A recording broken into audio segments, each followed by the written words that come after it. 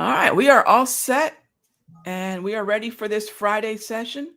We've got Powell coming up at 10 a.m., and that's the most important event of the week and the most important event of, frankly, the year. No, I'm kidding. Of the month. I'll tell you what, I'm only slightly kidding about how important it is, because one of the main things that's driving this year is this notion that the Federal Reserve is going to cut at some point. And here we are knocking on the door of September, and we still haven't had a rate cut this year. And much of a rally is going to be really emphasizing expectations from the Federal Reserve, based on their words and the data, that they're going to lower rates. And in the anticipation of that event of finally getting a rate cut, a lot of times traders will rally. That's buy the rumor, sell the news, right? They're going to rally, for example, the indices. They're going to rally individual stocks.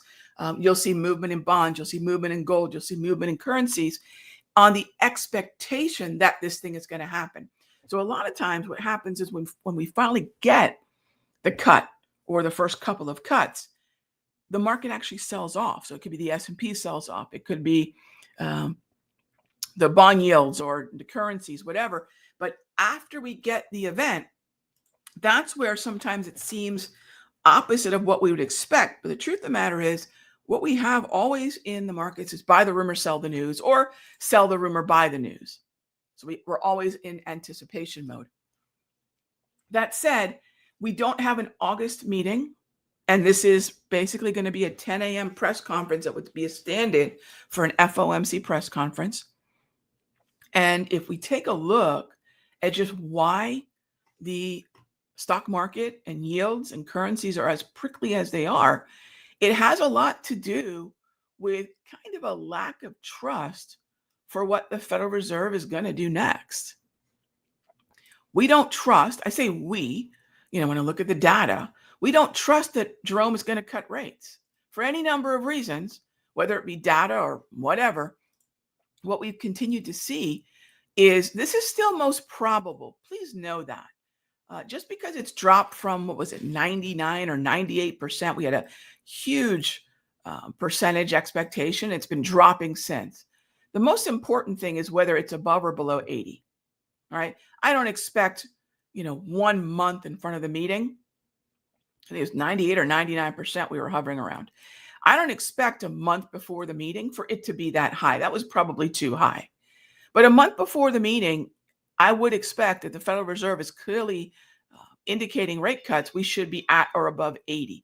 So this slip to 71% is really reflecting, yes, it's far more probable that we're going to get a cut, but we don't quite trust it a lot yet.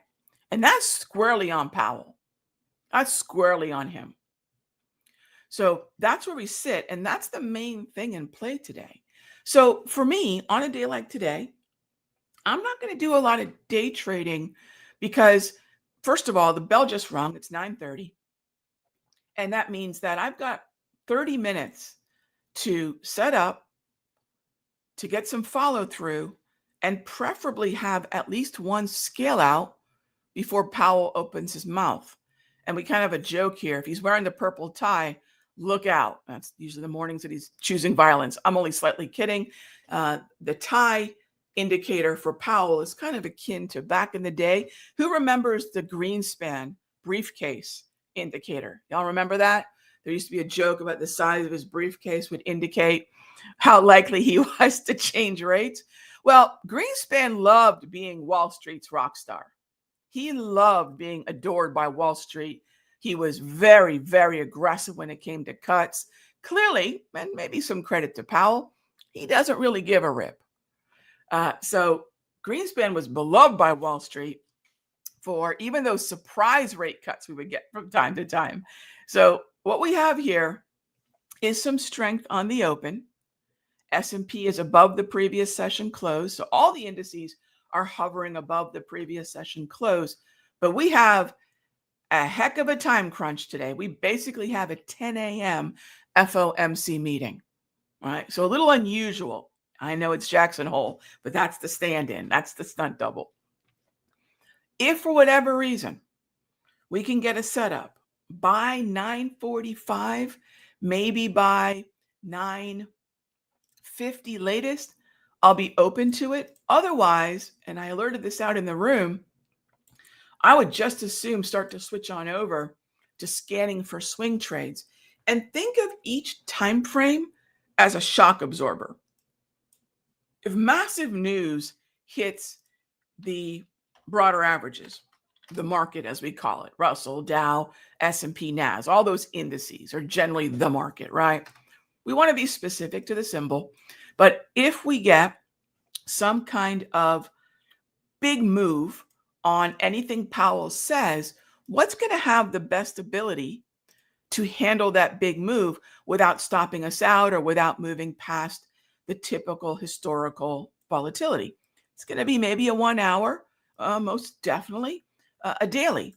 So we're just going to have an early swing trading window really today, unless there's a setup that looks so good we can't pass it up. And what are our setups? Really simple. We have 3 core setups, right? Number 1, I'm going to look for an hourly price movement range. Number 2, I'm going to look for a Darvis, so those automated support and resistance levels. And number 3, I'm going to look for a mean reversion. We call it a wave. If I have proximity to any of those with the setups that we're looking for, it's good to go. Now, let me break down a little bit of each one of these, because again, whether or not we get a trigger today, I'm pretty comfortable being flat day trading before Powell. But let's talk a little bit more specifically about what I would look in terms of the environment, the structure. If I'm taking a look at an hourly price movement range, this is volatility-based support and resistance. And what I love about this is I really think of all the tools that I've got, this one has a special place in my heart because nothing like this exists in trading. If you've got the hourly price movement ranges on the indices running right now, and remember, as a Sector Secrets Mastery member, in that files drive that I was showing you all earlier, you've got access to the Russell, the Dow, the S&P, NASDAQ futures, and ETF HPMR, hourly price movement range. When you put that on your screen, you're looking at zones that no other trader actually knows are volatility zones. And that's why this indicator has a special place in my heart, because it takes a lot of data to crunch up these numbers and then lay them out on the chart. So someone else might see that price is sunk down to 23,111 and a half, and it's just a move lower. And if they're a momentum trader, they're probably going to try to short into that weakness. But we know that price is sunk then into a volatility-based support level. So volatility-based support level is basically looking at how much price movement the individual symbol typically has at this time of day. Really cool. And it just doesn't exist anywhere else, which is pretty exciting because when you talk about an edge, one of the major edges is frankly having levels of high response that most people don't necessarily initially know. Now, if and when price sinks in that area, we know to set up a buy potentially. And once support comes in, usually then other buyers come in. When buyers come in, that triggers momentum, right? All the dominoes begin to fall. Hourly price movement ranges can be used in trending and in non-trending environments. So let's go take a look at the Russell here. So hourly price movement ranges I can use in trends and in non-trends. If there's a trend, I want to sync up a buy with the bullishness. So in a trend, I'm not going to be looking at trying to buy puts or get short in resistance. I'll be looking to buy in support. That's in an uptrend. But if the market's going sideways, then either one of those ranges is potentially valid, right? There's specifics to the setups, but in terms of general structure, that's the way I would look at it. The Darvis is a lot like the hourly price movement range in that we're automating support and resistance. But rather than using time and volatility, it's a price pattern. It's probably one of the most powerful price patterns out there. A lot of people talk about their favorite pattern. I'm not talking about cup and handles and wedges and head and shoulders. I do not use chart patterns. I don't like them. I'll just say it. I used to use them probably 20 years ago, like a lot of traders tend to, but I don't like them because they're really subjective. They're really very subjective, meaning where one person draws a couple of trend lines to find a wedge or a flag, or where the head and shoulders neckline is, those can be really subjective. However, unlike chart patterns, price patterns are actually just open, high, low, close on one or two candles. My favorite is the minor low.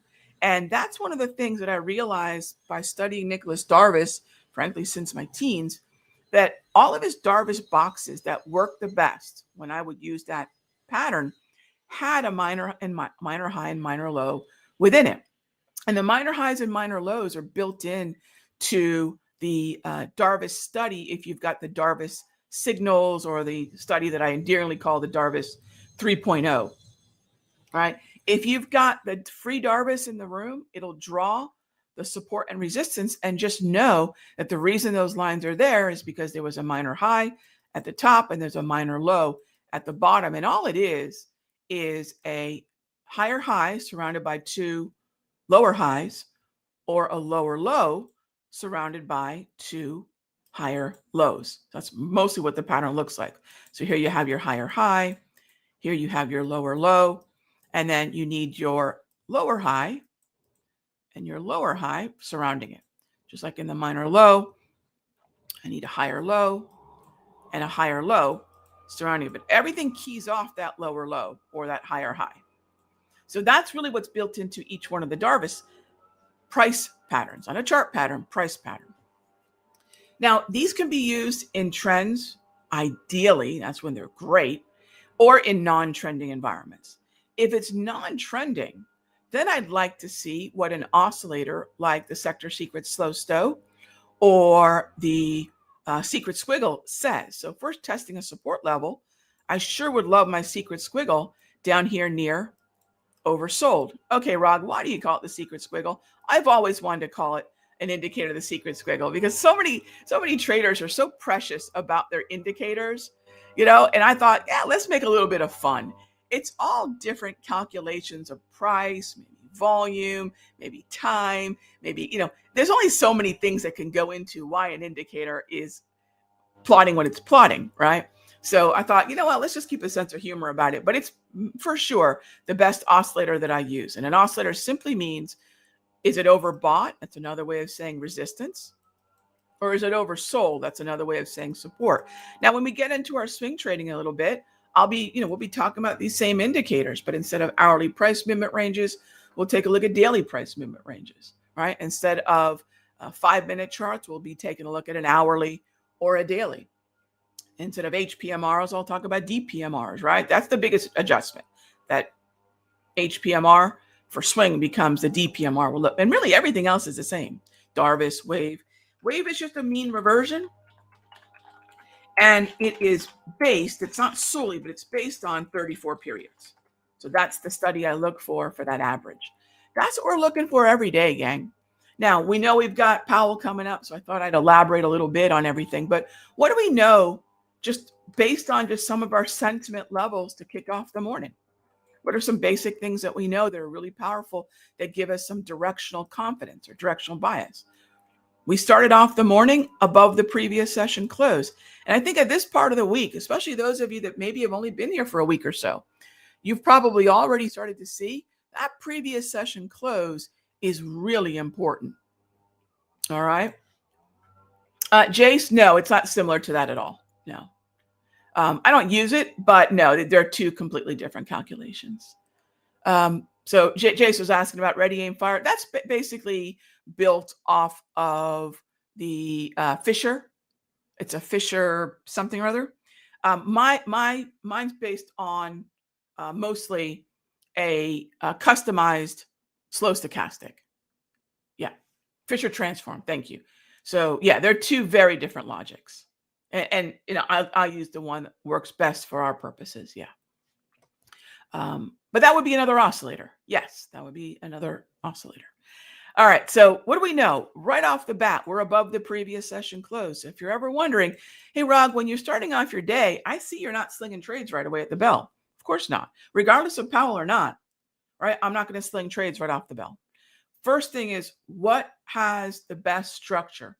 Well, I'm going to prioritize trends. Right now, let me show you what a trend looks like. Right now, on the bond futures, we're starting to see the reorganization of a trend. We had a trend pre-market, and now it's reorganizing. And there's two rows here. The top row is momentum. The bottom row is the trend. And when that bottom row is green, that tells me I have an uptrend. So we have an uptrend right now. You can also see it in the labels on the screen. The Momo and the trend, when that trend is green, we've got an uptrend. Well, I'm going to prioritize trends over anything else, right? A lot of traders prioritize symbols. We want to prioritize structure. What do I mean by prioritizing symbols? They trade their favorite symbol. Probably mostly they go right to the S&P. That's the most predictive way that traders go, I'm an S&P trader. Maybe it's not the best symbol to trade on any given day, right? So bonds would be at the top of the list. So, okay, what's the setup if we have a trend? Well, all the setups here are valid in a trend. We love trends. You want follow through? Find a trend. You want continuation after a dip? Find the trend. You want a momentum breakout to keep going? Find a trend, right? All roads lead to trends in terms of successful trading, as far as I'm concerned. So that means I can take advantage of the wave. I can take advantage of the hourly price movement range. Heck, I could even take advantage of the previous session close itself. And if there were a Darvis support level, we could focus on that. So you might say, Rog, in today's situation, if we get a pullback before Powell to say 114.11, that would work? Yes, that would work. All right. Okay. So then the next thing I want to take a look at is, well, let's talk about the S&P for a moment. All right, Rog, you kind of brought that up, and this is a very popular topic. When is the ES, and that could be SPY, or that could be SPX, or any version of that, any version of the S&P? When is the S&P valid, trading it valid to consider for a trade? And I'm not going to say any old day. The S&P is best traded when it's tracking with the NASDAQ and the Dow.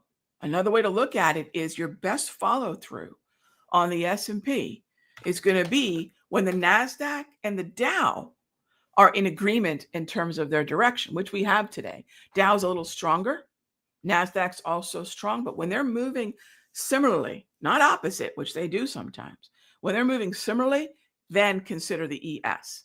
Now, if the NASDAQ is flat and the Dow is strong, or the Dow is flat and the NASDAQ is strong, you can buy the ES. But when they start going in opposite directions, that is a mixed market warning. All right. These are things that we're always looking for here in the morning in the room. So if you just kind of make a mental note of this or catch this on a replay, you can kind of go over, all right, this is what we're looking for. But that's probably one of the biggest things that traders get into trouble with what is almost a sickness at this point, which is this broad obsession with what the SPX is going to do, or the SPY or the ES. Today is a good day for it. NAS is heading higher. Dow is heading higher. So if you want to trade the ES in lieu of the Dow or the S&P, great. That ES is fine. And you might say, Rog, why is that? No one else says that. Why is that? Because the weighting of the NASDAQ is very similar to the ES in terms of the individual stocks in the top 5 or 6 weighted names. The Dow, which has more of the industrials, energy, financials, healthcare influence, well, that's also in the S&P. So now as you've got this tech focus, right, which is great, your awesome 8, if you will, and then you've got your energy, industrials, financials, healthcare focus, and the Dow and the S&P is a little bit like them both. I kind of call the NASDAQ the crazy cousin. We all have one of those. And I'd call the Dow kind of like the big brother or the big sister. And you're going to follow one or the other.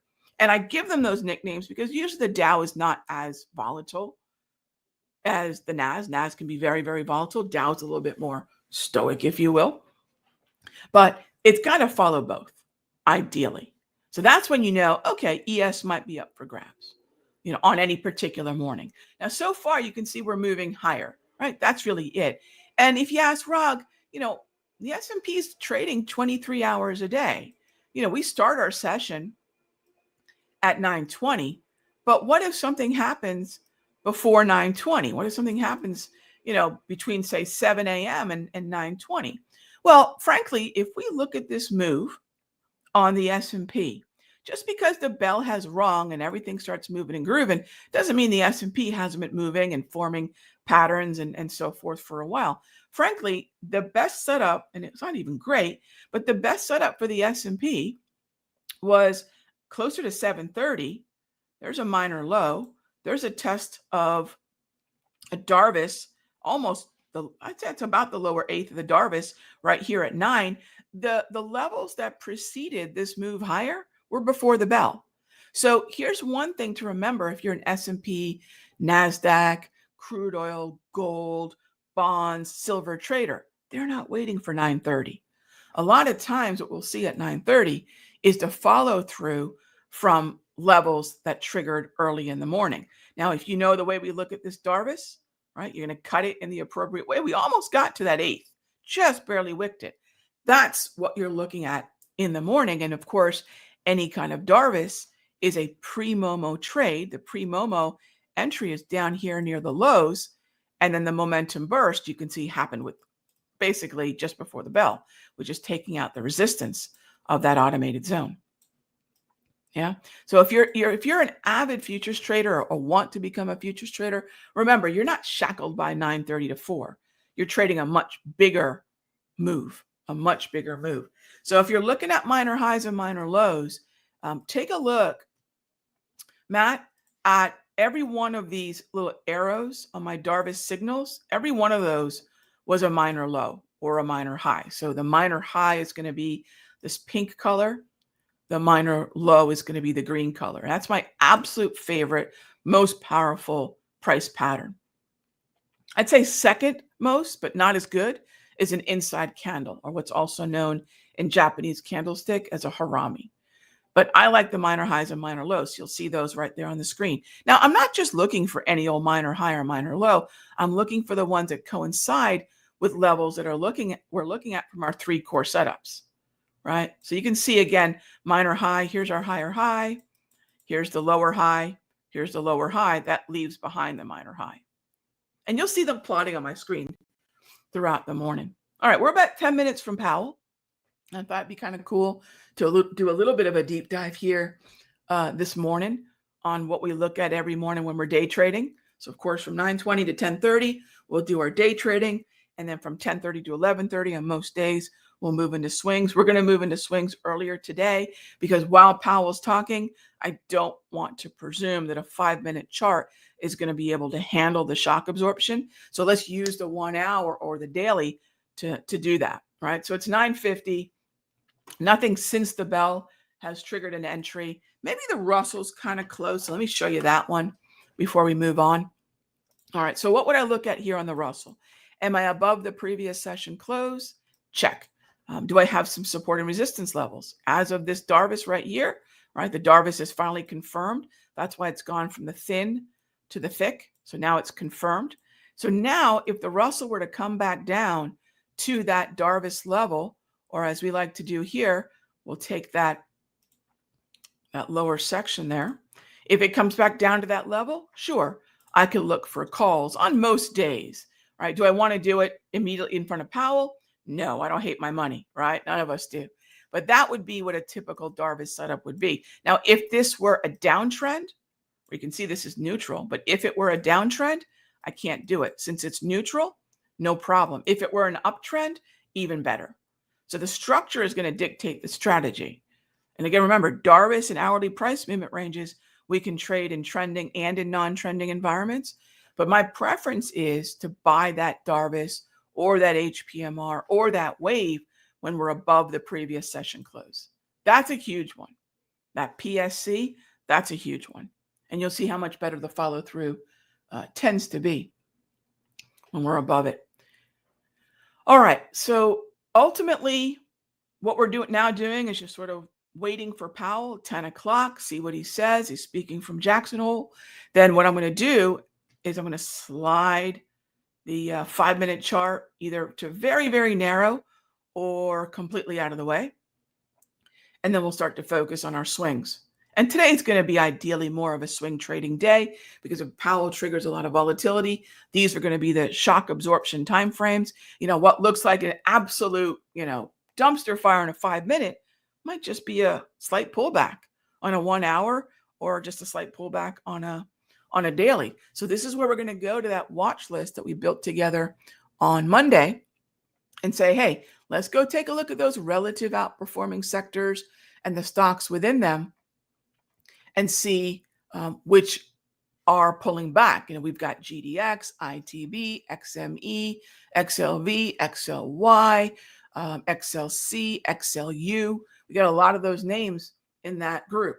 Some of you might still be in the XLU trade. I am. It got very close to stopping me out, but did not.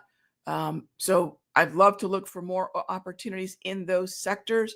We'll re-examine as we go into Powell what those relative outperforming sectors are in case just in front of Powell things change a lot. But for the most part, our relative performing list on Monday that I sent out to you all, that's going to be mostly what we're going to be focused on. All right. So we'll start scanning our setups, wait for Powell, look at a longer time frame, and then we'll get to work.